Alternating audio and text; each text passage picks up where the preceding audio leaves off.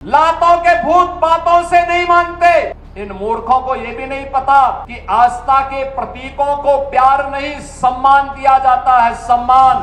और आस्था चौराहे पर प्रदर्शन करने की वस्तु नहीं, आस्था अंतःकरण का विषय होता है। उनके हाथों में आई लव मोहम्मद का पोस्टर देकर के, तख्तियां देकर के समाज में अराजकता पैदा करने का कार्य कुछ लोग कर रहे हैं।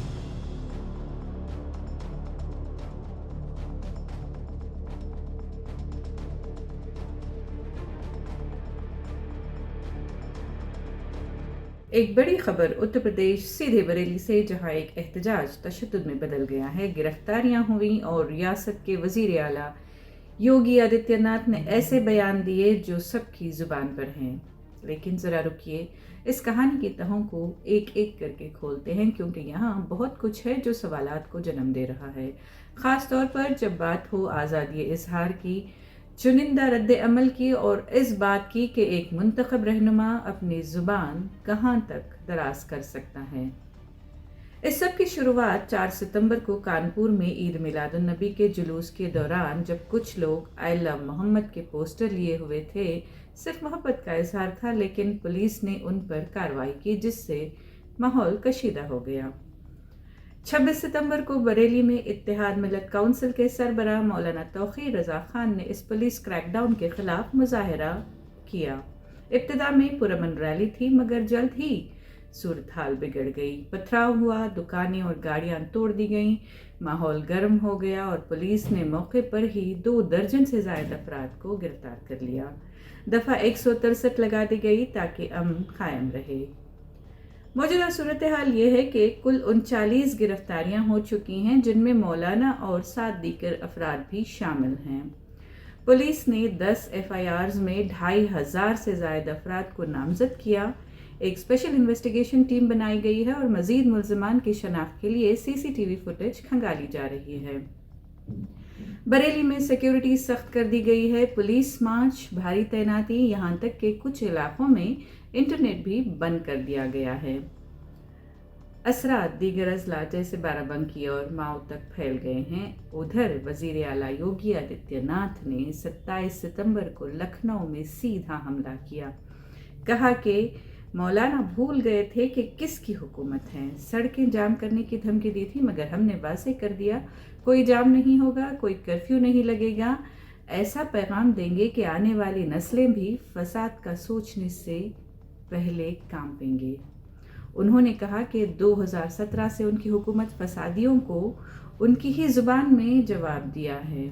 उन्होंने पिछली हुकूमतों पर भी तनकीद की कि चचा भतीजा की सियासत थी, माफियाओं की मिसालें दी। यहाँ तक कहा कि उस वक्त के रहनुमा माफिया के कुत्ते से भी हाथ मिलाते थे। और फिर आया बुलडोज़र बयान। कहा कि ऐसे अनासर को हमने बुलडोज़र से सीधा किया है। सवाल यह है कि क्या एक जमहूरी रहनुमा इस तरह की ज़ुबान इस्तेमाल कर सकता है?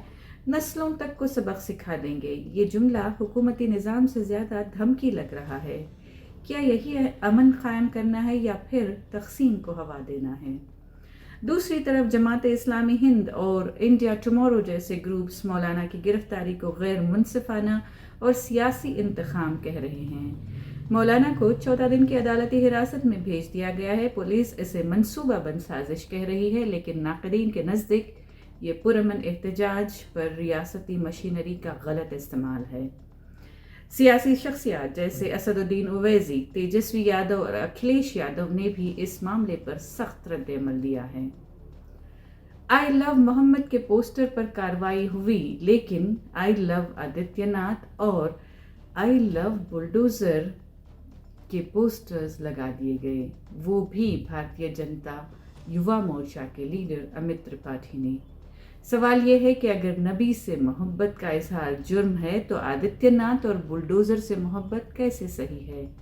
क्या कानून सबके लिए बराबर है या पसंद और नापसंद पर चलता है? ये कहानी महज एक एहतजाज की नहीं, ये रियासती ताकत, आज़ादी इजहार और मजहबी हसासियत के बीच एक बड़ी तस्वीर दिखाती है।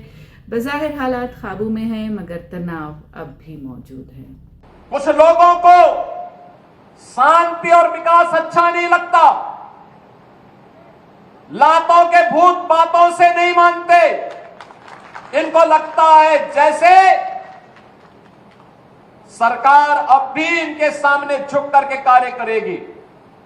सरकार का पहले दिन से, डबल इंजन की सरकार का पहले दिन से ही यह निर्णय है कि अपराध और अपराधियों के प्रति, गद्दारों और देशद्रोहियों के प्रति सरकार जीरो टॉलरेंस की नीति के तहत कार्य करेगी।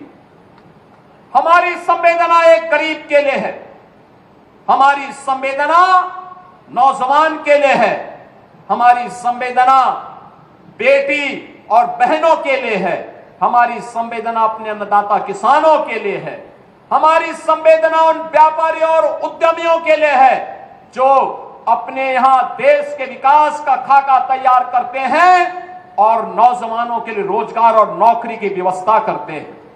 हमारी संवेदना उस हर नागरिक के साथ है जो भारत को भारत माता के रूप में सम्मान देता है, भारत के महापुरुषों का सम्मान करता है, भारत की परंपरा और भारतीय संस्कृति के प्रति आदर का भाव रखता है।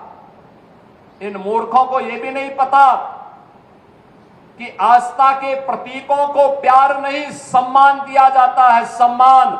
और आस्था चौराहे पर प्रदर्शन करने की वस्तु नहीं, आस्था अंतःकरण का विषय होता है, अंतःकरण का विषय होता है।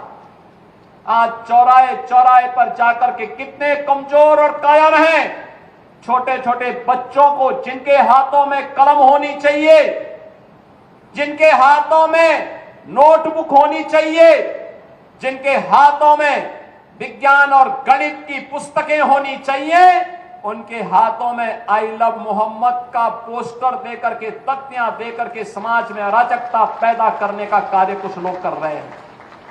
इनको यह भी नहीं मालूम कि उनकी जिंदगी तो बर्बाद है ही है, लेकिन इन बच्चों की भी जिंदगी को ये लोग बर्बाद करने पर उतारू हो रखे हैं।